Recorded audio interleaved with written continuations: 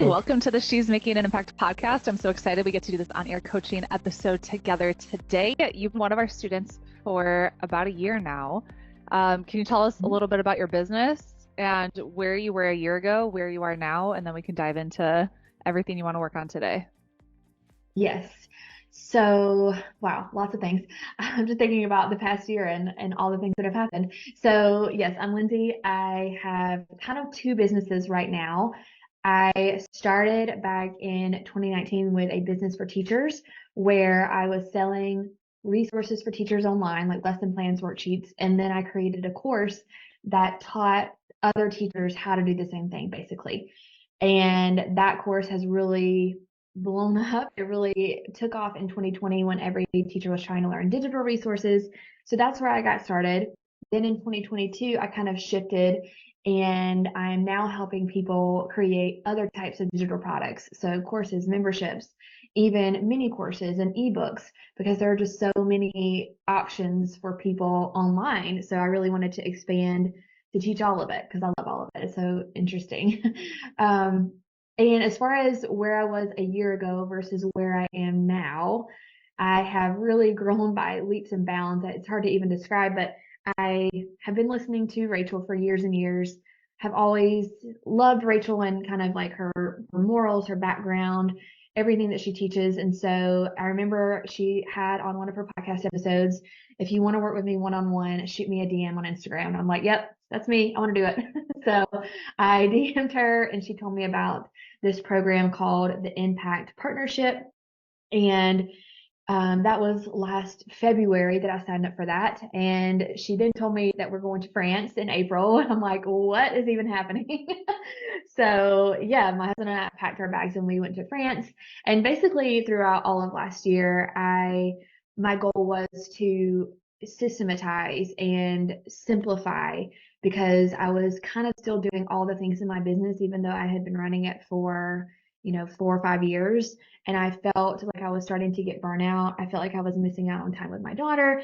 And so that's what I've been working on is training my team, systematizing, simplifying, and taking myself out of the things that I don't need to be involved in with my business. Yeah, so you just did a launch and share the experience of like before we started working together when you would do a launch compared to like the launch you just finished up. Yes. So before I started working with Rachel, I was still in the weeds of every aspect of the launch. So writing and scheduling all the emails, everything to do with, we do a pop-up Facebook group. I was scheduling all of that. I was interacting every single day for like hours, answering all the questions, answering customer service emails, setting everything up as far as like the tech inside of Kajabi, doing it all pretty much. I did have some team members, but I was so scared to let go of control that even though they were doing some things, I would like come behind them and check, which why? Um, and now I just had a launch. We closed the cart yesterday, actually, and I really didn't do anything. Isn't that We, awesome? yeah, it feels wrong almost. I'm like, what am I supposed to be doing right now? Taking care of your new baby Yes, and I you get know, that. Yeah. But it feels weird. So yes, the only thing that I did was start and stop Facebook ads because that's the last thing that I haven't really hired out. But we reran the same launch that we did back in November, so I didn't even have to create like training videos, just turn on ads, turn off ads, answer, kind of show up in the Facebook group so people know that I'm a real person, but my team was in there most of the time. It was awesome. And we closed at 100K. you just So did 100K for doing a few hours of work, basically. yeah, That's pretty cool. pretty cool. Yeah. Pretty crazy, pretty cool. That's insane.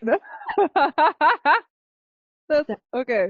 big changes for sure. Yeah, that's amazing. Okay, I'm really proud of you because it's so cool now to be able to see you like be present as a mom and not worrying and stressing out about all those little things. Yes. Yeah, because launches, oh man, they used to stress me out so much. I remember one of my launches a couple of years ago, I try to like meal plan every week and cook, and I just wrote on there, it's launch week, we're eating out. Like I can't do anything else but launch because it just consumed me. It's so many moving pieces. Yeah. But once you get it all systematized, and I basically videoed myself doing everything and then just gave it to my team, Hmm. which seems so simple, but it just took me needing someone to tell me to do that, to do it. Yeah. Uh, and yeah, it was awesome. Cool. All right. Well, how can I support you today? Yeah, so now I am transitioning into thinking about combining the two sides of my business. Mhm. For a long time, I thought maybe I would just sell the teacher side and just focus on digital products. But the more I thought about it, they're both under the umbrella of digital products. They just kind of have two different audiences, but they overlap. So I'm going to kind of put everything under my personal brand, lindsaybowden.com, and just thinking through like all of the moving pieces of that and kind of your ideas on like launching this new brand, the messaging, any tips that you would have for that. Launching the brand as they're like combined. Yes, yeah. So now I have like right now I have two websites, two Instagrams, two Facebook ad accounts. That's a lot. It's too much. It's and so part of the simplification process, like, you know, as far as like the messaging around that, I guess, like people have known me for these two different sides. Like I have the teacher side and then I have the online course side, but now I kind of want to combine them under the umbrella of I just help people with digital products, whether you're a teacher, whether you're a mom. Hmm. I would do some kind of like a podcast episode or a launch, just kind of explaining the difference and what you're doing moving forward. Yeah, I don't think you need to get crazy with it. just like one episode How and much could you sell the teacher business for? Have you looked into that? I have no idea. It might be worth just doing a little research Yeah. to look into to see. Because I mean, if you could get a sweet, I know you were talking about your husband starting another business and that kind of thing. So it's like if you could get a sweet cash injection from it, it just depends on, because now it's cool because you have it systematized too. So It's it's like I'm like, not doing anything. yeah. So Yeah. it just depends on how much you could get from it and like the benefits of the cash injection versus you running those launches every couple months. Right. Right. But yeah, I really like, I don't think you need to get super fancy with it. I would just do a podcast explaining and maybe an email out to your list explaining like your Yeah. thought process around it and how you're supporting people. Okay. Yeah. It's simple. Here's what I'm doing. Yeah. Okay. And do you think it's a good idea that what I'm doing, like combining the businesses and just kind of simplifying everything under one? The only thing that gets a little muddy is the online courses isn't specifically to teachers. Right. So it's harder Right. because it's like you're talking to moms on one hand and then you're talking to teachers on the other hand. Right. Um, you don't have the podcast or anything really for teachers, right? You literally just do the Facebook ad launch Right. every couple months. Right. Then I think it's okay if you have it all on one website and like the content you're creating isn't for those people. I Right. feel like that'll make it a lot easier as opposed to like content for both because then it doesn't work. Yeah, it'd be confusing. Yeah. Yeah, because I don't do like social media for my teacher business. It's literally Yeah. In that case, then yeah, you're fine. okay. And the funny thing is, when I moved to starting to talk about courses and memberships, a lot of the teachers came with me because they're interested in that. Yeah. Already teachers, so Cool. it makes sense that they would want to do that. Okay. Yeah. It's just it's a lot of kind of moving pieces right now, but I think once we get it all done, it will help me just have one thing instead of Yeah. two. Okay, another thing. So right now for my course business, we switched models from a one-time payment to a ongoing membership. Mhm. And I don't know if it's just I don't know enough about memberships, but it's not working. Like people just sign up for a month and then quit. Mhm. Do you have any suggestions about memberships, or do you like the one-time payment better? I've never done a membership model. Yeah. Um, from what I've seen, because I've been like in the online space for a long time, it is a lot of work and just like retention is the biggest thing. Um, Stu McLaren is Mhm. like the membership dude. So he has a ton of content on memberships. He has his program tribes. So I'm sure he has some tips on retention, Right. but I would just do the math teacher, on like lifetime value of a customer Yeah. in the membership compared to the course, and then how you're best supporting them in both models. I feel like the course for what you're looking to do, which is create more passive income and freedom and being able to be there with your babies, I feel like the course is a lot simpler with Right, more revenue and less headache right. compared to the membership model. And we changed to the membership model because we were getting a lot of feedback. Specifically, I just attract a lot of stay-at-home moms, I guess, because I am a work-at-home, stay-at-home mom. And so that's people just are attracted to that. And for a stay-at-home mom, income might be an issue because they're not making any income. So we just kept getting a lot of feedback about price. The price is too much. I wish I could afford it. And so I thought maybe a lower ticket monthly membership, but it's almost harder to sell people on a membership. That's what Yeah. I found. Yeah. And I didn't realize that until we switched, and now I'm thinking we should switch back. Yeah. Because the course was $997, right? Yes, and now we're Yeah. doing 37 a month. Well, No, no, that's like no. half. Yeah. It's when we do like a half off deal. It's at 74 a month, or if they're in like an evergreen Hmm. launch, it's 37, and it's still like I thought it would convert so much better, and it didn't. No. Which goes to show you like price. Price. Yeah, it's really interesting when you study like the psychology of pricing and like what gets people to buy. And a lot of times cheaper is not better. Right. And then you end up getting people in that program that are more of a headache to work with because they're like, oh, 37 bucks, sweet. But then they feel super entitled to everything, and those are the people that end up complaining and like it's a whole thing.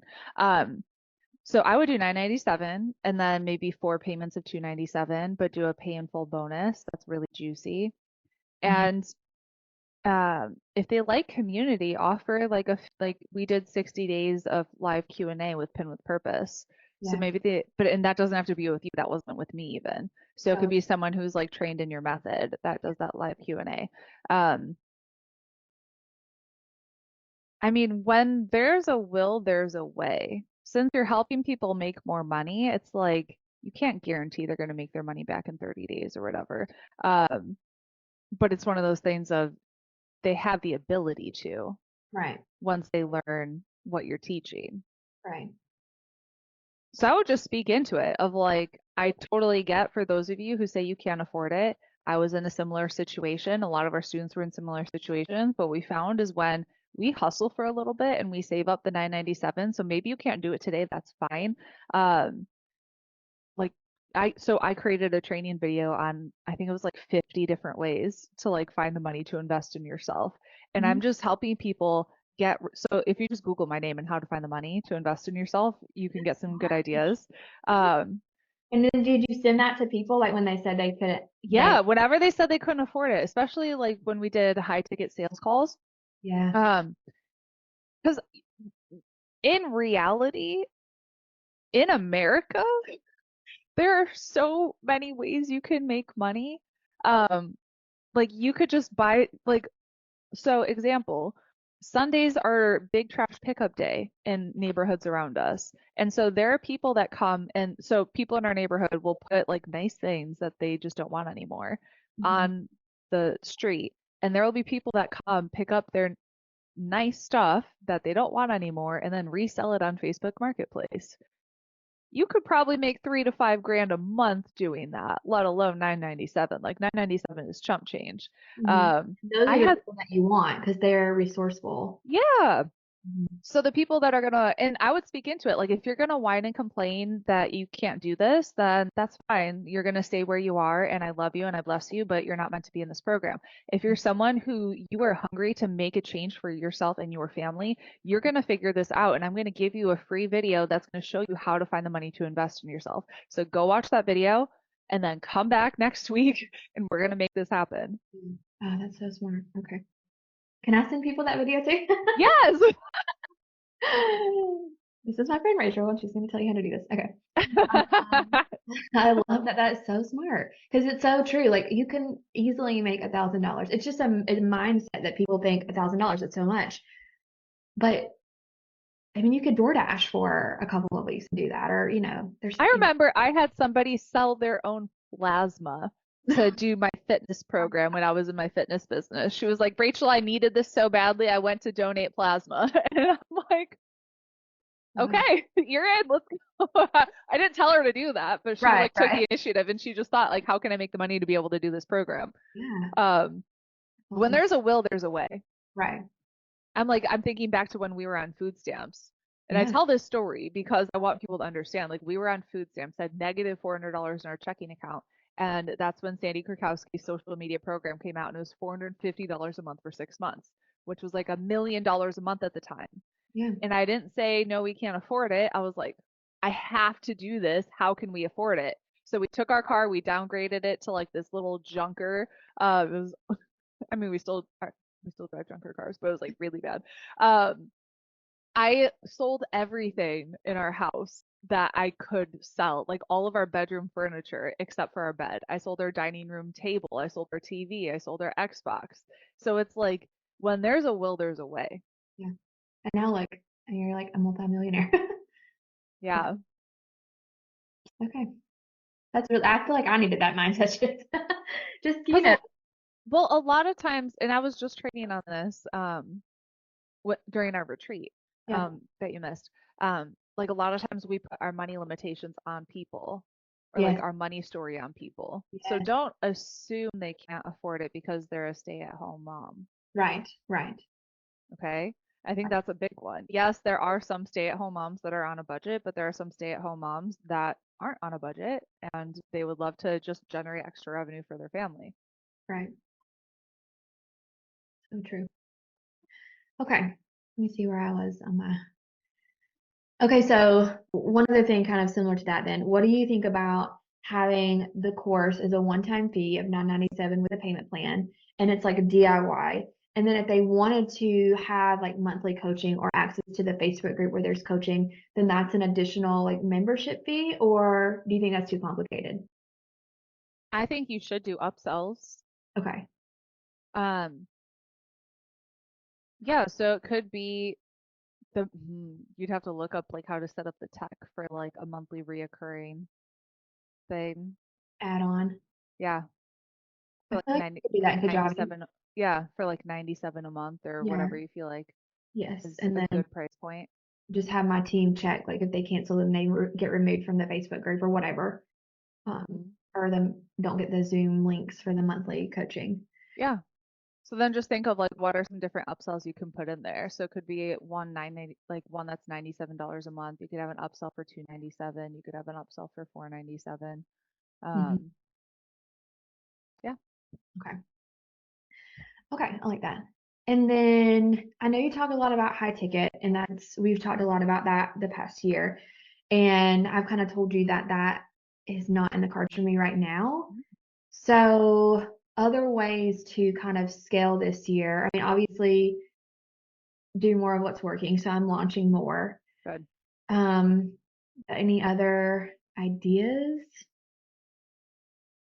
I mean, honestly, it's do more of what's working. Yeah. Like you have two babies at home. You don't want to make things overcomplicated and create a bunch of new offers that you have to then test and like all those things. Yeah. If you have something that's working and you just did a 100K launch doing nothing, do another 100K launch doing nothing. Yeah. Yeah. Like Yeah. everyone always thinks I have to do like something else or do more. Just do more of what's working. Yeah. I don't know. I I just know. It's get like you bored. just now you get to sit back and twiddle your thumbs and like breastfeed your I don't baby do and well like with that. I know, because you're like, I feel like I should be doing something Yeah. else, like it's very, very weird when you like pull yourself out of the equation. Um, but it Yeah. also gives you so much time and freedom to do the things that you wanted to do in the first place. Right.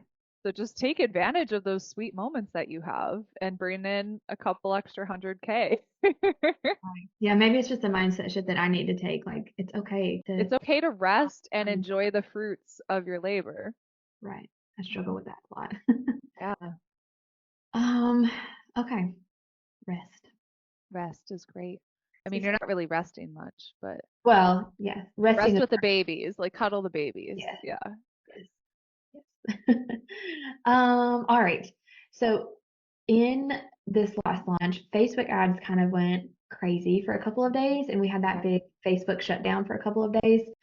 Um, do you personally for your business, because I know you said you weren't running ads anymore, but do you plan to do like Reels or social media, or what's kind of your strategy for leads right now?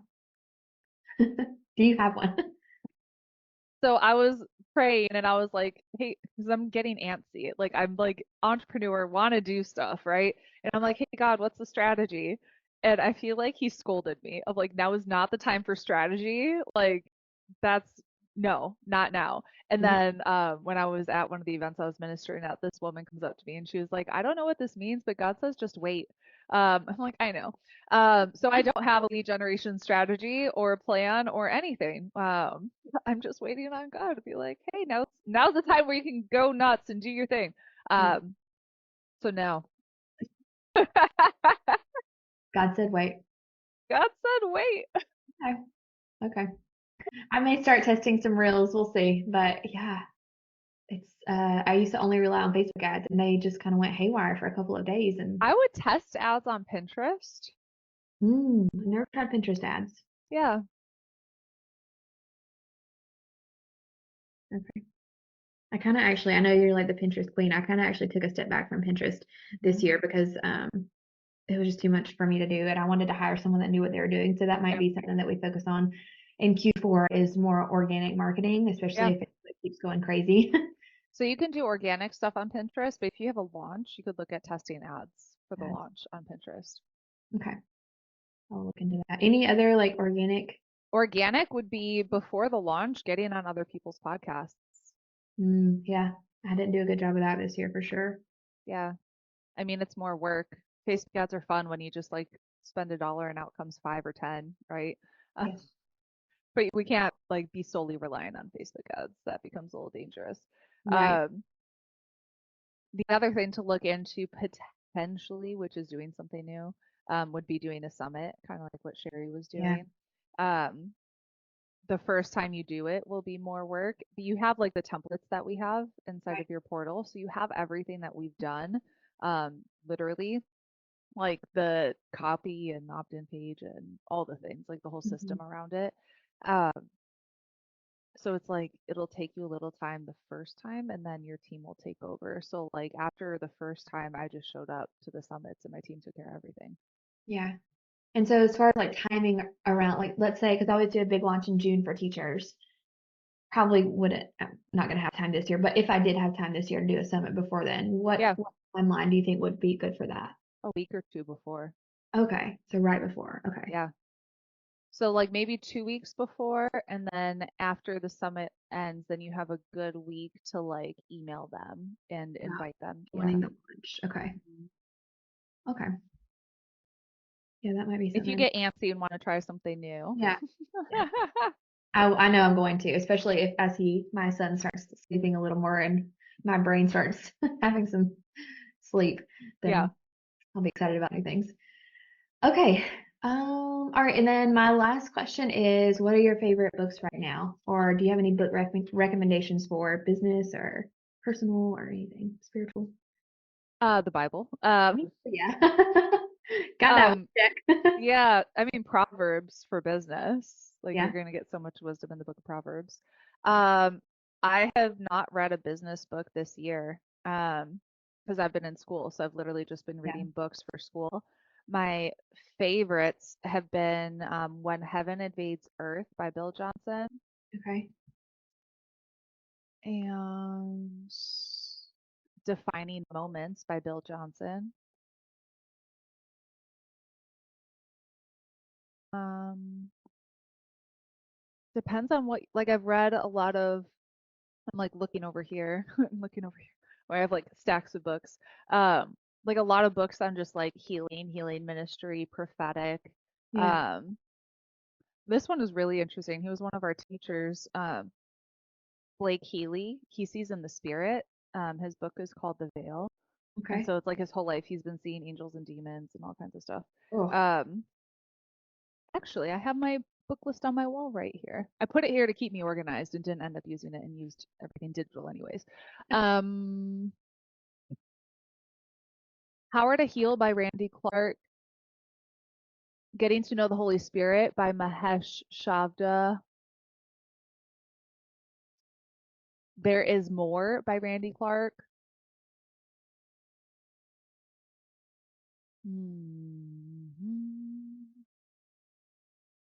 Yeah. And like prophetically, user-friendly prophecy.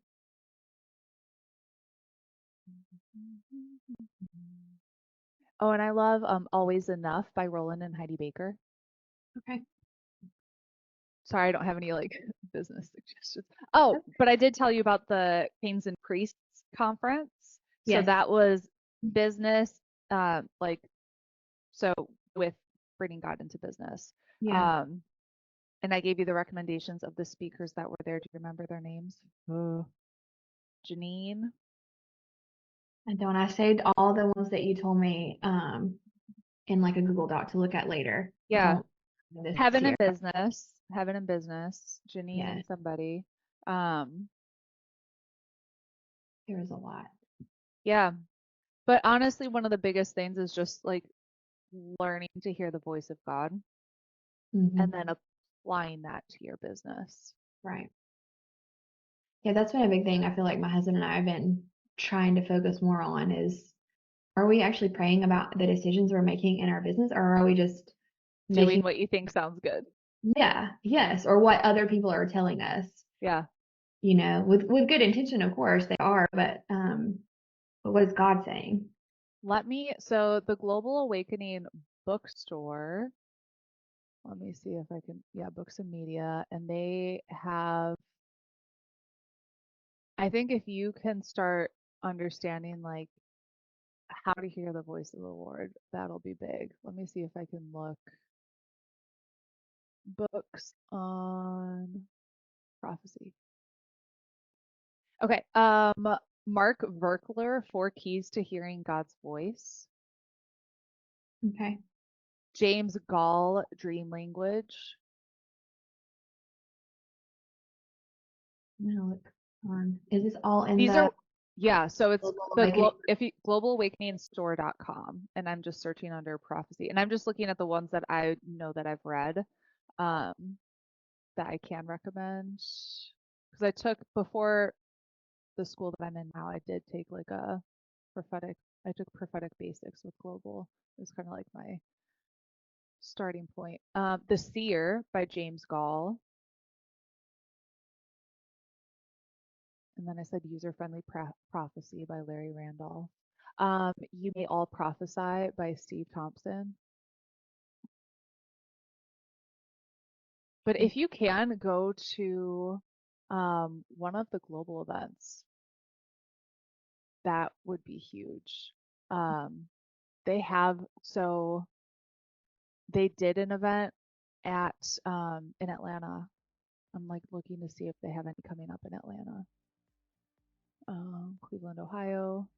Maybe not this year, but maybe next year. Okay. I'll let you know if there's any that I would go to in Atlanta. But I know the Heaven and Business, they have conferences. Okay. And they just did one in Atlanta. Okay. Yeah. Perfect. Any other questions? No, that was everything. All right. Where can we connect with you? Yeah, you can find me on Instagram at Lindsay Bowden or my website, lindsaybowden.com. Cool. I'm so proud of you. It's been so much fun just to see you grow over this past year and hang out with you in France and Chicago. And I know. Yeah. You've been a joy to work with. So you've been like, awesome. So fun. For sure. Yeah. So I love you. Love you. Thank you, Rachel.